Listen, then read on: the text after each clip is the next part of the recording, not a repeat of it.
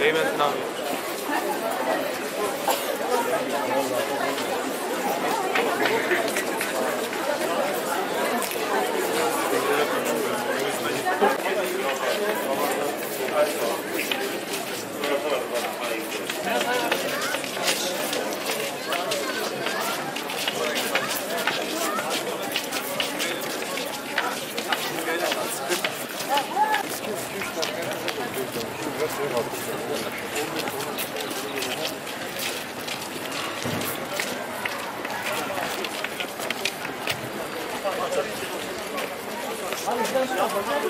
Bu tarafa.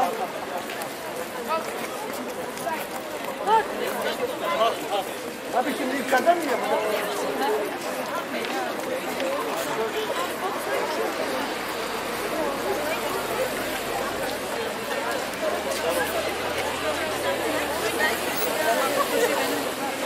Her yıl 3 Aralık'ta düzenlediğimiz bu etkinliğimizi bu sene biraz gecikmeli olarak 11 Aralık'ta düzenlemiş bulunuyoruz.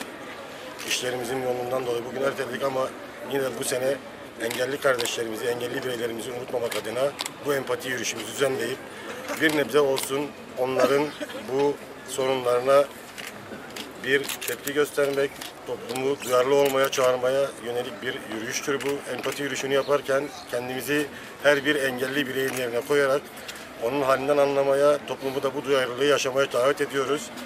Bize bu etkinlikte destekte bulunan rehabilitasyon merkezlerine, Sayın Valimize, değerli basın mensuplarına ve bu yürüyüşte bize eşlik eden değerli emniyet mensuplarına teşekkür ediyor. Tüm halkımızı engellilere duyarlı olmaya ve şehri engellilerin yaşayabileceği bir hale getirmeye davet ediyoruz. Hepinize saygılar sunuyoruz. Sadece bir gün değil, her gün onlarla birlikteyiz. Asıl engel bizleriz diyoruz ve hepinize teşekkür ediyoruz.